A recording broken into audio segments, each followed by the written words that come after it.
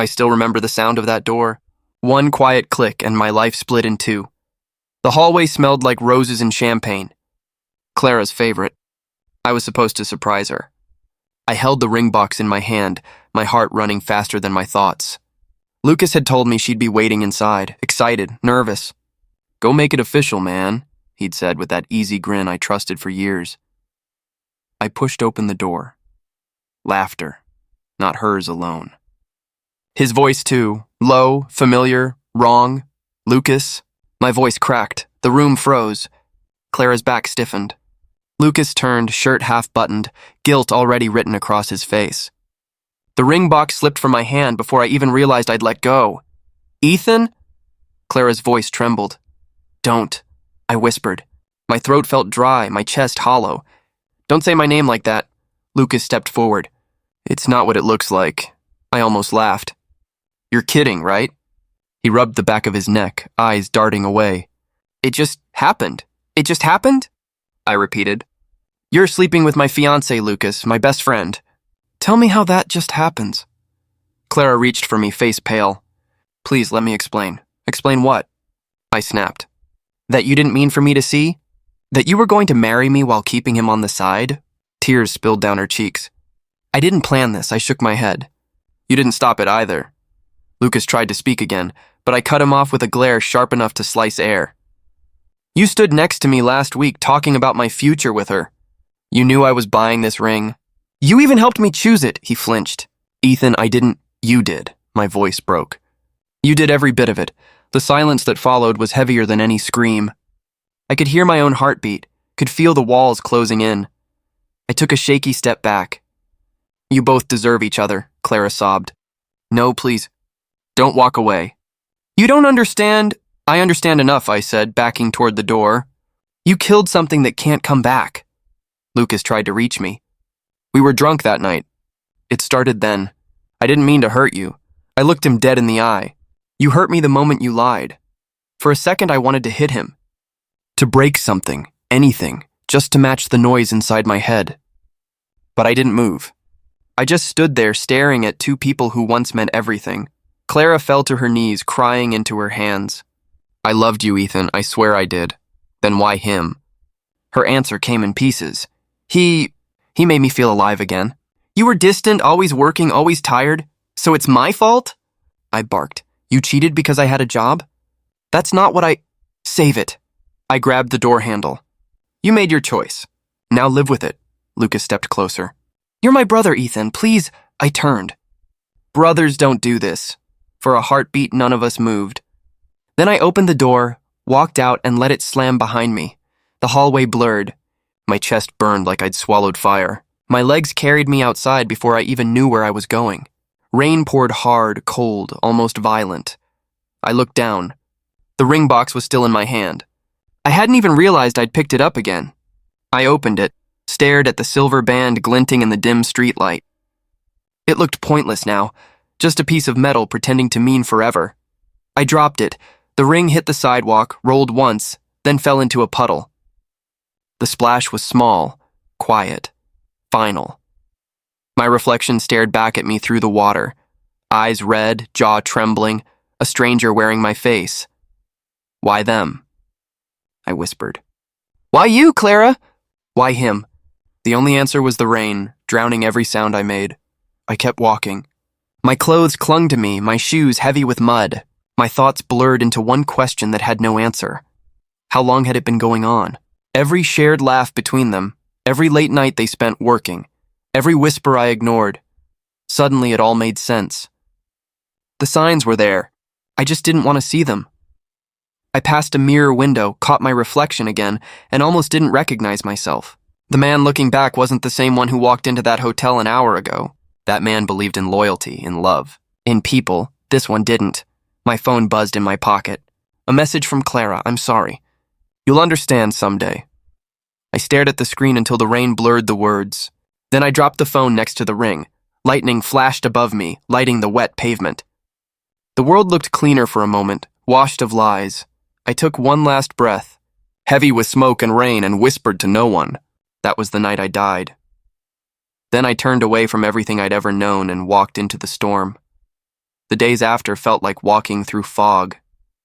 I didn't eat. I didn't sleep. I just stared at walls and counted the cracks in the ceiling. Olivia's voice kept breaking through the quiet. "Ethan, you can't keep doing this." "I'm fine," I muttered, staring at the coffee that had gone cold hours ago. "You haven't gone to work in a week. I quit." Her eyes widened. "You what?" "I sent Daniel an email last night. Told him I needed time. Time for what?" she asked. "To forget." She sighed, pacing the living room. "You think running from it will fix it?" "I'm not running." I leaned back in my chair. "I just don't want to breathe the same air as them." Olivia crossed her arms. "You're acting like the world ended." "It did," I said quietly. She froze and for once didn't have a comeback. The silence between us grew heavy. She looked around my apartment. Dark curtains, untouched food, beer bottles lined like soldiers on the counter. "You're scaring me, Ethan." "I'm just tired." "Then rest somewhere that isn't your own grave." Her words stung, but I didn't respond. When she left, the apartment swallowed the sound of the door. That silence became my only company. My phone kept lighting up. Messages from Lucas. I didn't mean for it to happen. "Please talk to me." "I miss you, brother." I deleted them without reading the rest. Then one from Clara appeared. Just one line. "You'll understand someday." Understand what? That betrayal has reasons? That love can be an accident? My thumb hovered over the screen.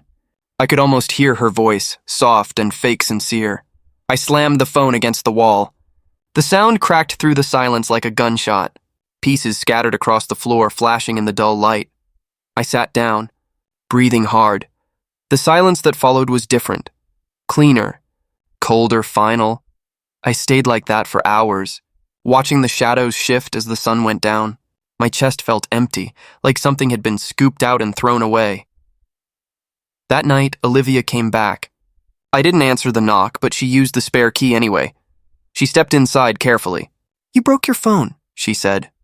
"Yeah." She picked up the pieces, setting them on the table. "That won't fix anything."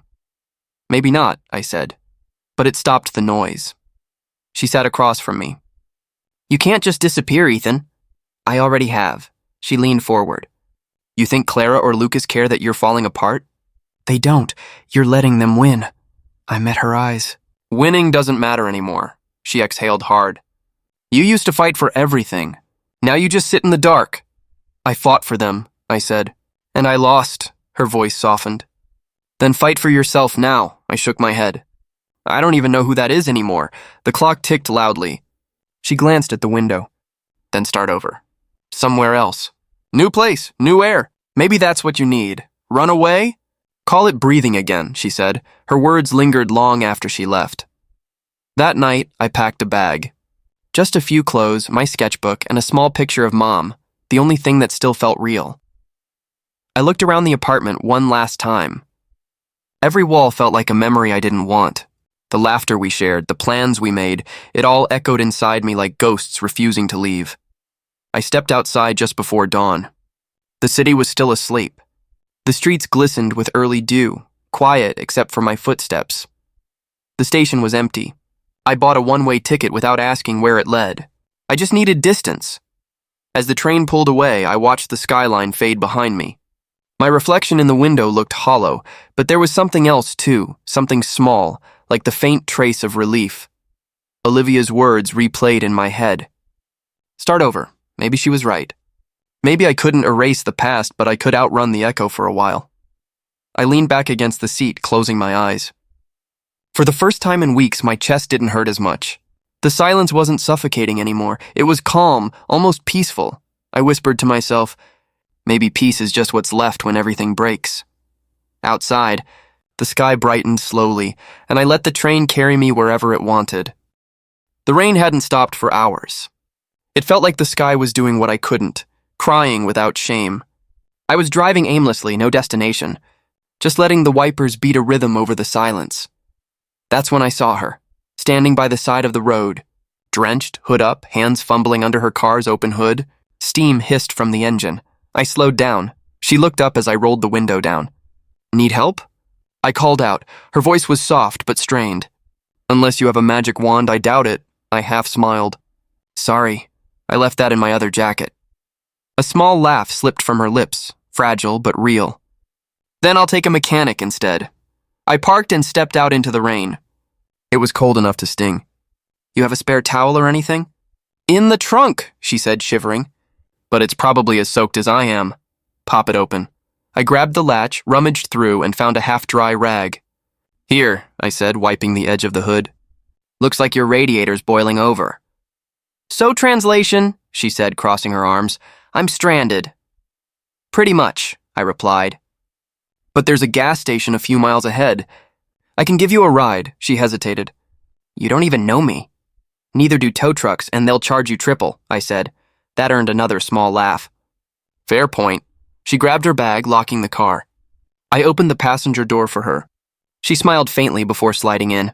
As I started driving, she glanced at me. You don't look like the type who stops for strangers. I wasn't planning to, I said. Guess today's different. Maybe we both needed the detour, she murmured, watching the rain. I looked at her briefly. Her hair was dark and heavy with water, her eyes distant but not cold. There was something tired in her voice, something that matched the emptiness I'd been carrying. So, I said, what's your story? She turned slightly, half smiling. Do strangers tell stories? Only the good ones, I said. She looked out the window. Then mine's not one of those. Silence filled the car for a moment, broken only by the rain. I didn't push her. I understood the weight behind quiet answers. What about you? She asked suddenly. What's your story? I lost something, I said. Someone, actually. Or maybe just myself. That's vague. Yeah, I muttered.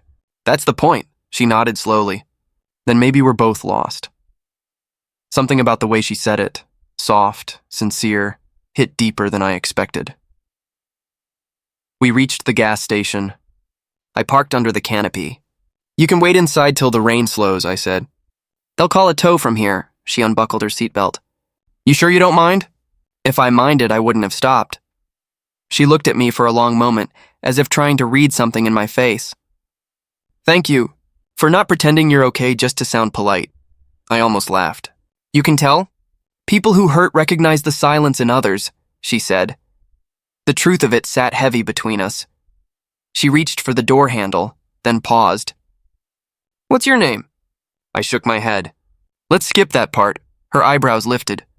No names? Makes it easier to forget, I said. She smiled faintly. Then I won't tell you mine either. As she stepped out, I felt a strange pull, like I should stop her, ask her something, anything. But I didn't.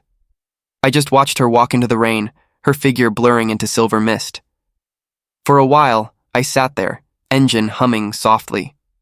The rain hammered the roof, steady, endless. No names, no promises. Just two broken people crossing paths for a moment before vanishing again. I thought I'd never see her again. That night, I met an old colleague for coffee in town, Daniel, my former mentor. We talked about small things, work, travel, how people change. Then his phone buzzed. He smiled faintly. My wife's checking in. He showed me the photo on his screen. My chest tightened. The woman from the rain. Her smile was small, practiced. Beside her, holding her hand, was Lucas. Daniel said casually, That's Amelia Carter. Lucas's wife. I froze, the sound of rain still echoing in my ears, though the cafe was dry and warm. He kept talking, but I didn't hear another word. The world has a cruel sense of humor. The woman who felt like my reflection turned out to be a mirror I wasn't supposed to look into. I left the cafe without saying goodbye. Outside, the rain had started again. Soft this time, almost whispering. Maybe it was laughing at me. Lucas's message came out of nowhere. Need to talk business. I almost laughed when I saw it. After months of silence, that was how he reached out. Not guilt. Not apology, business. I deleted the text. Then I undeleted it. Revenge needed patience and proximity. 2 days later, I stood outside his new firm's glass tower. My reflection looked calm, but my pulse said otherwise. He was waiting in the lobby. Same confident smirk, same handshake that once felt like brotherhood. Now it felt like a contract with the devil. Ethan, he said warmly, as if nothing had happened. You look good. I'm not, I said flatly. What do you want? He chuckled. Straight to it, huh? Always liked that about you. I didn't smile. He gestured toward the elevator.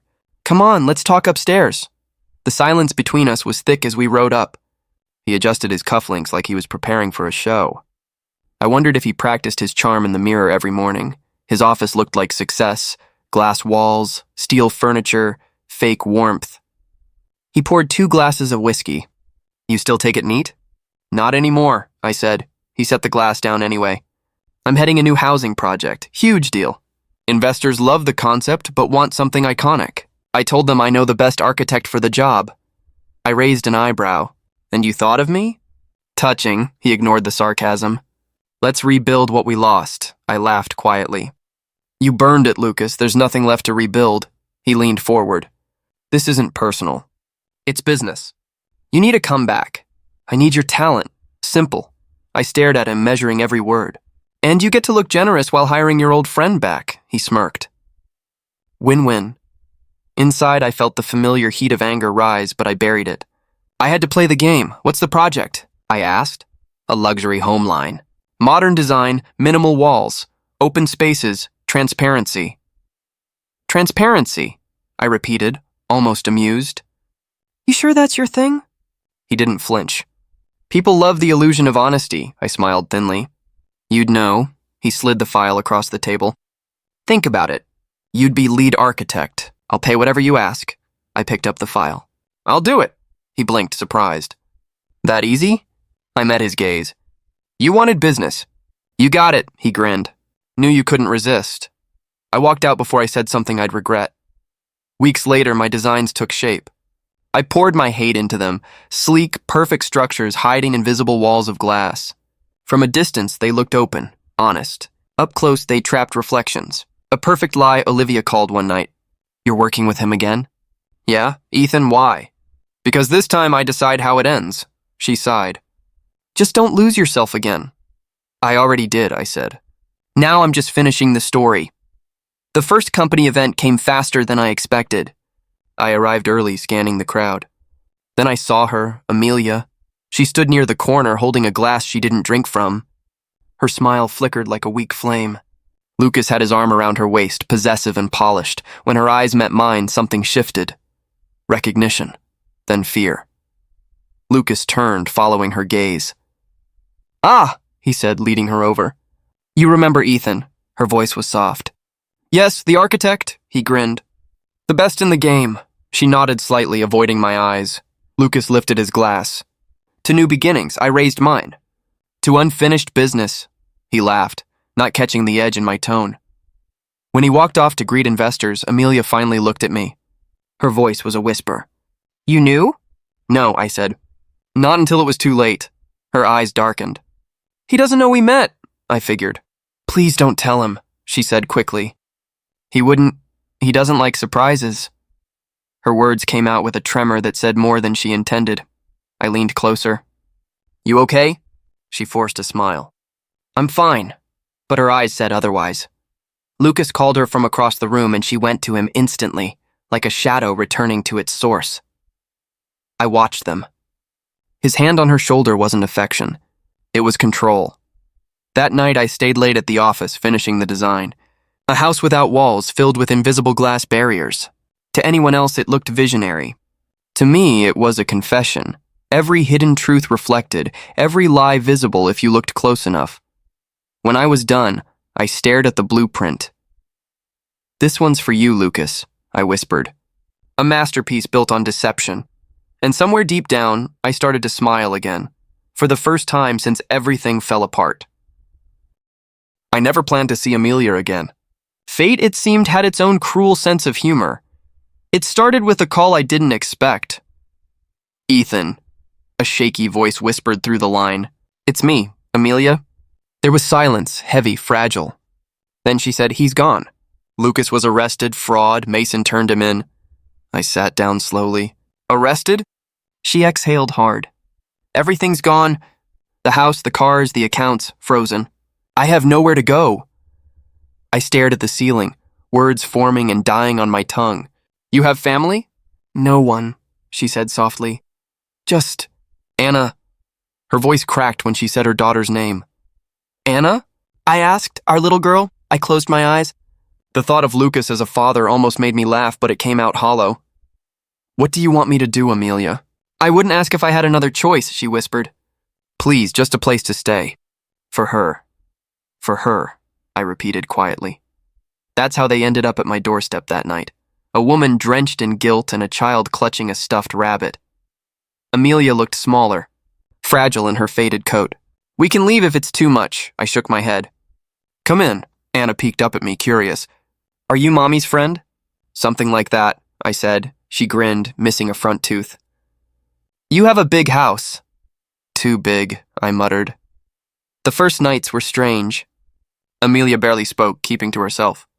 Anna filled the silence with laughter, songs, and the endless questions of a child untouched by her parents' sins. One evening, I found Amelia sitting on the couch, staring at the fireplace. You don't have to thank me, I said. She looked up. I wasn't going to. That made me smirk. Good, then she added, but I will anyway. You didn't have to open your door. I poured coffee for both of us. I didn't do it for you. I know, she said quietly. You did it for her. Anna's laughter echoed from the next room as she played with my model house.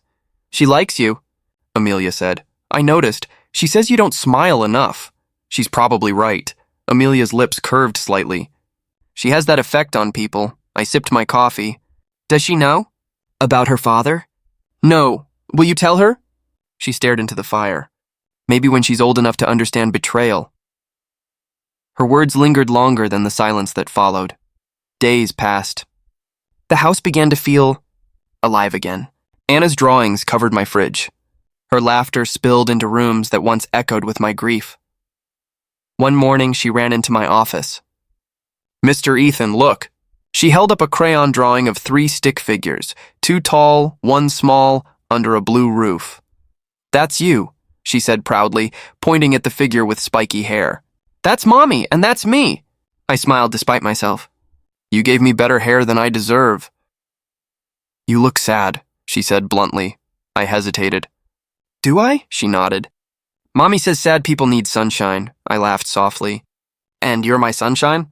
She nodded again, serious this time. Yep. Amelia stood in the doorway watching us. Her eyes were red but calm. She's taken over your house already, I noticed. You're different, she said. Quieter, but lighter, I turned to her. Maybe because she reminds me what peace sounds like. She looked down. I forgot what that was. I hesitated before asking, do you hate him? She swallowed. Every day. But I also missed the version of him that never existed. That version fooled both of us, I said. She nodded. Maybe that's why we're here, to remember what's real. For a moment, neither of us spoke. The fire crackled. Anna hummed in the background. Do you ever think about starting over? She asked quietly. I think about surviving, I said. Starting over comes later, she gave a sad smile. Maybe we'll both learn. That night, after they went to bed, I walked through the house, the same house where my revenge began. The walls no longer whispered pain. They breathed warmth. In the hallway, Anna's laughter still echoed faintly. For the first time in years, I didn't feel alone. Maybe healing doesn't roar. Maybe it laughs softly in the next room. I stood by the window, rain tapping the glass like an old memory trying to return. But I didn't let it in. Not tonight. The nights grew longer, quieter, but not empty. There was something different about the silence now. It didn't suffocate. It breathed. Amelia started leaving the kitchen light on when she couldn't sleep. I'd find her there sometimes, wrapped in an old sweater, staring into her cup like it held answers. One night I joined her. You'll burn your eyes staring into coffee like that, I said. She smiled faintly. And here I thought coffee was supposed to heal everything. Not everything, I said. Just the parts we can't talk about. She looked up. You have a lot of those parts? Too many. Same, she whispered. We sat there for a moment, 2 ghosts pretending to live. After a while, I asked, why didn't you leave him sooner? Her hand trembled around the mug. Because I thought I was the problem. Every fight, every silence, he made me believe it was my fault. Lucas always had a gift for that. I said quietly. She gave a short laugh that sounded more like pain. He told me once that I was lucky he stayed. I started to believe him. I stared at her wrist, faint marks like fading shadows. Did he ever? She nodded before I could finish. Not always with hands. Sometimes words hurt worse, I gritted my teeth. You didn't deserve that. She looked at me sharply. Neither did you. The air thickened. For the first time, it felt like she saw me, not the man who helped her, not the ex-friend of her husband, but someone equally broken. She set her cup down. I used to think forgiveness was weakness, she said. Now I think it's survival, I scoffed. Forgiveness isn't survival. It's surrender. Maybe, she said softly. But hate eats you alive, doesn't it? I looked away. It kept me standing when everything else fell apart. And now? I don't know, I admitted. You being here? It confuses things, she smiled sadly. I confuse myself too. Over the next few weeks, we talked more. Small things at first, books, childhood, music. Then deeper things. One night she asked, "What were you like before all this?" I chuckled. Naive, hopeful. I believe people were good. And now? Now I design walls, she frowned. Invisible ones? Always, she looked down. You don't have to build them with me. Maybe, I said, but I don't know how to stop. She reached across the table, fingers brushing mine. You just did. The touch was brief, innocent, but it felt like forgiveness itself. Quiet, fragile, real. One morning, I found her sitting by the window at dawn, coffee in hand.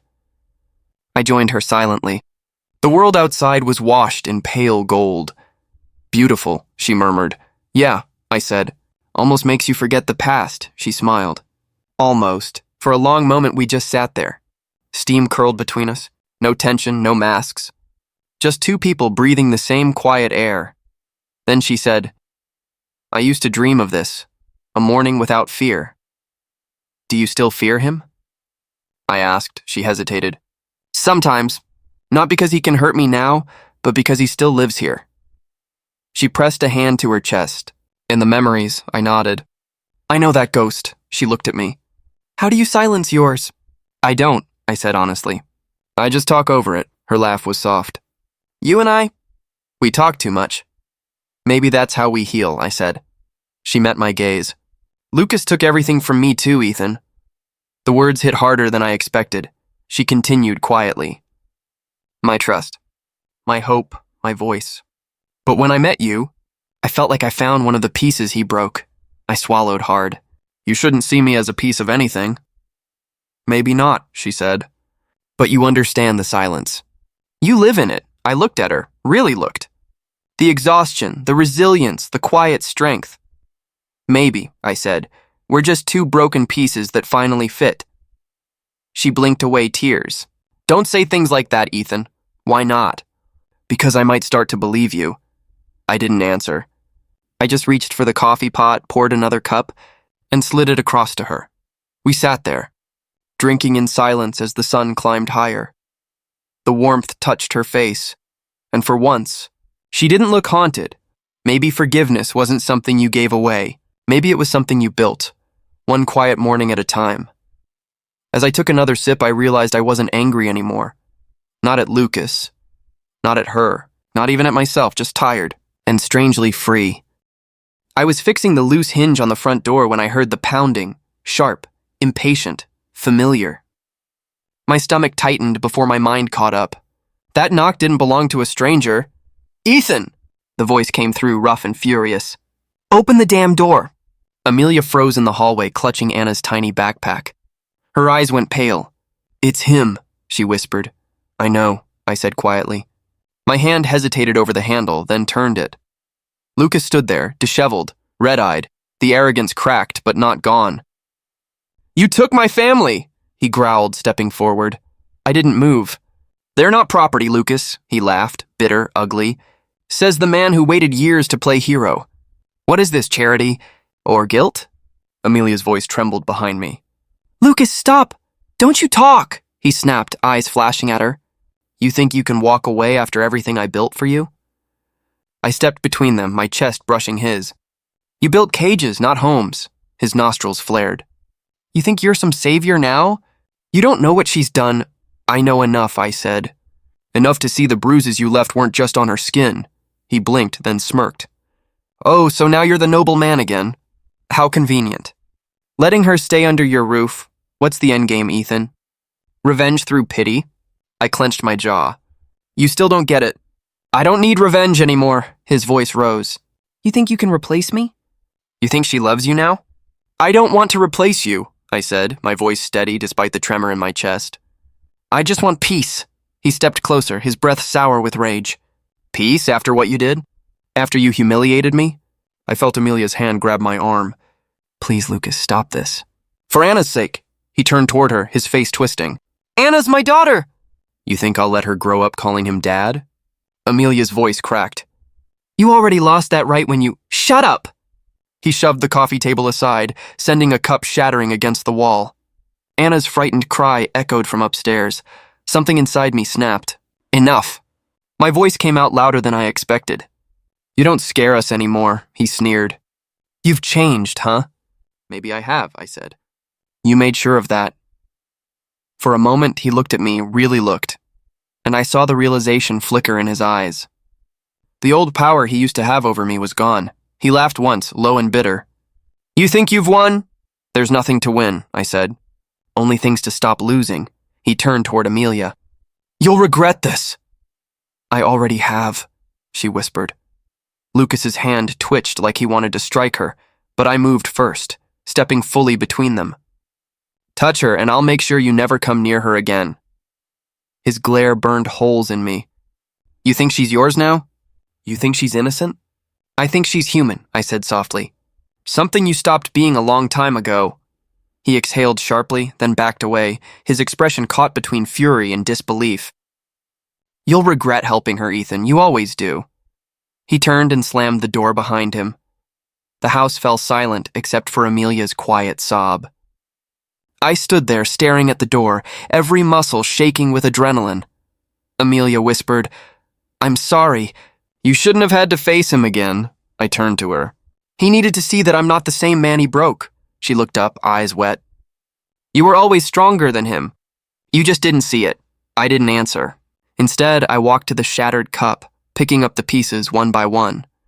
My hands trembled, but my mind was clear for the first time in years. Amelia knelt beside me, helping. Do you think he'll come back? Probably, I said. But next time I'll be ready, she nodded slowly. Thank you for standing up for us. For yourself, I corrected softly. You needed to see it too. She smiled faintly, then looked toward the stairs. I'll check on Anna. When she disappeared, I sat there alone for a moment, staring at the door. The echo of Lucas's voice still rang in my head, but so did my own. Calm, firm, unafraid. For the first time, I wasn't driven by hate or revenge. I just wanted peace, and maybe finally, I'd earned the right to it. The sound of Anna's laughter drifted down the stairs a minute later, soft and pure, breaking through the tension like light through fog. I looked toward the noise and smiled faintly. Standing between them, between the past and whatever waited next, I finally understood what strength really meant. Not winning. Not revenge. Just not breaking again. The night sky bled orange when I reached the site. Smoke curled upward like dark fingers clawing at the stars. Sirens wailed in the distance, but all I heard was my heartbeat. Fast, raw, unsteady. Ethan. Daniel's voice cut through the chaos as he ran toward me. You can't go in there. The north wing's collapsing. I grabbed his arm. Who's still inside? He hesitated. Marco. He was working on the electrical lines. He didn't come out. My chest tightened. How long? 10 minutes. Maybe more. Then I'm going in. Are you insane? He yelled. The place is falling apart. I built it, I said, pulling away. If anyone knows how to get through, it's me. The smoke stung my throat the moment I stepped inside. The structure I once designed, the house that was supposed to represent everything I'd lost, was now a maze of flame and ruin. Beams groaned above me like dying giants. I shouted, Marco! A faint cough answered from somewhere near the back. Help! I followed the sound, ducking under debris, my skin prickling from the heat. Keep talking! I yelled. I'm stuck! When I found him, his leg was pinned under a fallen beam. His face was streaked with soot and fear. "Don't move," I said, grabbing a nearby metal rod. "I'll lift it on 3. He shook his head frantically. "It's too heavy, then we make it light," I muttered, bracing my shoulder against it. 1, 2. With a guttural cry, I shoved upward. Pain tore through my arm, but the beam shifted just enough for him to crawl out. He gasped for air, coughing violently. "You're crazy, man." "Yeah," I said, grabbing his arm. "Let's get out before this place buries us." We stumbled toward the exit, the fire chasing us like a living thing. The wooden frame cracked behind us, each sound like a memory snapping apart. Daniel's voice broke through the smoke when we finally emerged. "You're alive!" Marco fell to his knees, gulping air. I leaned against the railing, coughing, my lungs burning. The fire blazed behind us, wild, consuming. Daniel looked at me, sweat streaking his face. "They're saying Lucas did it," he said. "To erase records, insurance claims, proof of fraud, all of it." I stared into the flames. "Then he burned his own legacy." Daniel frowned. "You risked your life for this site, for his project." "Why?" I didn't answer right away. Watching the roof cave in, I realized it wasn't his anymore. It had been mine. My design, my revenge, my obsession. And now it was burning. Finally, I said, "Because it was time to stop letting hate build my plans." Daniel let out a low whistle. "You've changed." "Fire does that," I murmured. He handed me a bottle of water. "What'll you do now?" I looked back at the blaze. "Start over." But not with ashes, with honesty. We stood there in silence, the heat pressing against our skin. Firefighters rushed around us, shouting orders, spraying jets of water that hissed like serpents. Daniel broke the silence again. "You know, you could have died in there." "I know," I said. But for the first time, I wasn't scared of dying. I was scared of living the same way again. He nodded slowly. "Guess that's what rebirth looks like, messy and loud." I almost smiled. Maybe. A gust of wind carried sparks toward us. They scattered across the dirt like tiny stars. I watched them fade, thinking how they resembled everything I'd clung to, burning bright, dying fast, leaving nothing but warmth. Daniel sighed. "The blueprints. All gone, huh?" I turned to him. "Yeah, every line I drew with anger just burned away." He kicked the dirt. "Kinda poetic. Maybe it needed to happen," I said. "That house, the one with invisible walls, it was supposed to trap him." But I was the one living inside it. Daniel looked at me sideways. "So what now, architect?" "I build something real," I said. "Something that breathes," he grinned faintly. "You always were stubborn." "Still am," I replied. The fire dimmed into embers. The structure that once stood tall was now a skeleton. Fragile, hollow, but honest. I felt no grief, only release. Daniel clapped my shoulder. "Let's head back. You've done enough hero stuff for one night." "Yeah," I said softly, watching the last sparks fade. But this time it meant something. As we walked away, I looked back one last time. The flames didn't feel like punishment anymore. They felt like cleansing, burning away everything false, leaving only what was real. For years, revenge had been my blueprint. But tonight, in the fire's glow, I found something purer. Forgiveness. Not for them, but for myself. "Pass me the trowel," I said, kneeling beside the patch of soil that would soon be our garden.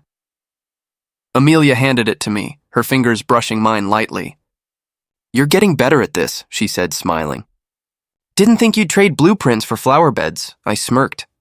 "Guess I finally learned how to build something that doesn't need walls."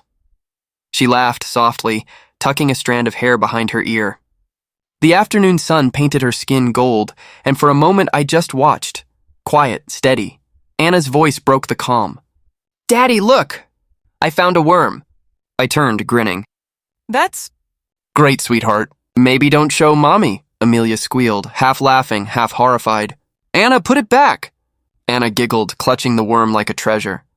"But he's our first pet." "Not unless you name him Compost," I said. She burst into laughter and ran toward the flower pots. The sound of her joy filled the air, blending with the chirping of birds and the soft hum of life returning. Amelia watched her, eyes warm. "She's happier now," she said quietly. "So are you," I replied. She hesitated. "I didn't think I'd ever be." I wiped the dirt from my hands. Neither did I. Silence settled between us, not awkward but peaceful. It was the kind of silence that spoke, of survival, of healing, of second chances neither of us thought we'd deserve. Amelia broke it gently. Do you ever think about him? I looked up at the sky, pale blue and endless. Sometimes, I admitted. But not the way I used to, she nodded. I still dream about the nights he'd yell. I wake up thinking it's happening again. I moved closer, resting a hand on her shoulder. He can't reach you anymore. Her voice trembled. I know, but the memories still do. I exhaled slowly. They fade eventually. Not because we forget, but because we stop giving them power. She turned toward me. And have you stopped giving yours power? I thought of Lucas, of Clara, of the man I'd once been, angry, hollow, obsessed with revenge. Yeah, I said finally. I let the fire take it. She smiled faintly. You saved more than a man in that fire, you know. I met her gaze. I think we saved each other. Anna's laughter echoed again, and Amelia's eyes softened. She called you Dad this morning, she said. I noticed, I said, trying not to sound too emotional. Didn't want to scare her off by making it a big deal. Amelia chuckled. She meant it. You've been more of a father than he ever was. I swallowed the lump in my throat. It feels strange. I never thought I'd get a second family out of all that pain. Amelia looked at the garden bed. Maybe pain's just the soil, she said. What grows from it depends on what we plant. I smiled. That's something a teacher would say. Occupational hazard, she teased. We planted the last of the seedlings in silence, side by side. The earth smelled fresh, damp, alive. Every motion, pressing soil, watering roots, felt like a quiet apology to the world. After a while, Amelia said, You're working on something new, aren't you? I saw sketches on your desk, I nodded. Tiny homes, affordable ones.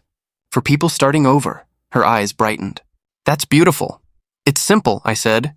Warm spaces, open windows. No invisible walls this time. She reached over and touched my hand. You're not just building homes anymore, Ethan. You're building hope, I chuckled. You always did talk like a storybook. Maybe, she said softly. But this one has a happy ending. I looked at her, then at Anna chasing butterflies near the fence. It's not an ending, I said. It's the life that comes after the ending, she smiled. Our home of ash and light, I tilted my head. Ash and light? It fits, she said. We burned down everything false. What's left is what we choose to grow. I nodded slowly. Then let's keep growing. Anna came running, holding a tiny flower. For you, Daddy! I crouched, taking it gently. It's perfect. Amelia watched us, tears glinting. She's never called anyone that before, she whispered. I looked at the flower in my hand. Fragile, bright, alive. Then I'll make sure she never regrets it.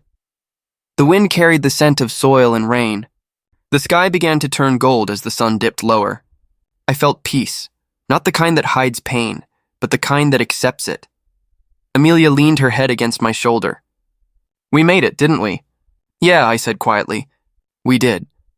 In that moment, surrounded by the laughter of a child and the soft rhythm of a new life, I realized something simple. Revenge had built my walls, but forgiveness built my home. And for the first time in years, I finally felt whole. The doorbell rang just as I was finishing breakfast. Amelia looked up from her cup. Are you expecting someone? No, I said, wiping my hands. Not anymore. When I opened the door, time stopped. Lucas stood there, thinner, older, eyes hollow. His once perfect suit was replaced by a faded jacket. Ethan, he said softly. You look different. I didn't answer. The air between us was thick with years of silence. He shifted awkwardly. Can I come in? I hesitated, then stepped aside. Make it quick. He walked in, looking around the living room. At the toys on the floor, the framed drawings, the smell of life that didn't include him. So this is your world now, he said. Mine, I replied. Not yours, he nodded slowly. Fair. Amelia appeared in the hallway holding a towel. When she saw him, her hand froze. Lucas, he lowered his head. Amelia, her voice trembled. What are you doing here? I came to see Ethan, he said quietly. And maybe, to see what's left, I folded my arms. You've seen it. Say what you came to say. He looked at me, and for a second, I saw the man I used to call my best friend. Confident, charming, untouchable. Now he looked like a ghost wearing human skin. I lost everything, he said. The business. The house. Everyone who mattered. I thought I could rebuild, but I can't. You mean you won't, I corrected. He sighed. Maybe. I don't even know who I am anymore. Then start there. He shook his head. You don't get it. I came to apologize. Amelia stepped forward. After all these years? Yes, he said, voice breaking. I was selfish. I destroyed lives, including yours. I thought success would fix me. It didn't. Her eyes filled with tears, but her voice stayed calm. You broke more than trust, Lucas. You broke people. I know, he whispered. And I can't fix it. But I wanted you both to know I'm sorry. Silence stretched between us. Finally, I said, You think sorry changes what you did? He looked up, desperate. No, but maybe it changes who I am. I walked to the window, watching the garden sway in the breeze. You came here looking for forgiveness. I don't have it to give, he flinched. Then what do you have? Peace, I said quietly. And that's enough. He looked confused. So that's it? You're just done? I already let you go, Lucas, I said. A long time ago. He swallowed hard. You hate me that little? I don't hate you, I said. I just don't carry you anymore. He turned toward Amelia. And you? Her voice was soft but steady. I forgave you the day I realized your anger didn't define me anymore. He looked between us, defeated. You both moved on. Yes, I said. We had to, he nodded, eyes glassy. Then I'll go. Good, I said. Take care of yourself. He lingered at the door. You built something beautiful, he murmured. I wish I'd known how, Amelia answered before I could. You could have, if you'd valued hearts more than victories. He closed his eyes, nodded once, and walked away. The door clicked softly behind him. For a moment, the house felt still, like the world had just exhaled. Amelia leaned against the wall. Are you okay? I am, I said. And I meant it, she smiled faintly. That sounded real. It is, I said. He's gone for good this time. She walked closer, touching my arm. You didn't need revenge after all. No, I said. Just time. And you, her eyes softened. And Anna. Right on cue, little footsteps padded down the hall. Daddy, are we going to the park? I turned, smiling. Yeah, kiddo. Go get your shoes. She ran off, giggling. Amelia laughed quietly. You're getting good at that. At what? Being happy, she said. I chuckled. Took me a while to learn. She moved beside me, her head against my shoulder. He looked lost, she said. I think he finally saw what he threw away, I replied. Do you pity him? I thought for a moment. No, but I hope he finds peace too. Amelia nodded, her voice soft. You really let go, didn't you? I had to, I said. Holding on only kept me in the same fire. The front yard glowed with morning light. Birds sang on the fence. I felt lighter than I had in years. Amelia slipped her hand into mine. What now? Now, I said, smiling. We live. Anna came running back, holding her shoes upside down. Ready? We both laughed. I took her hand, kissed Amelia's forehead, and felt everything inside me settle. The noise, the pain, the ghosts. Some betrayals build walls, others build homes. And I finally had mine.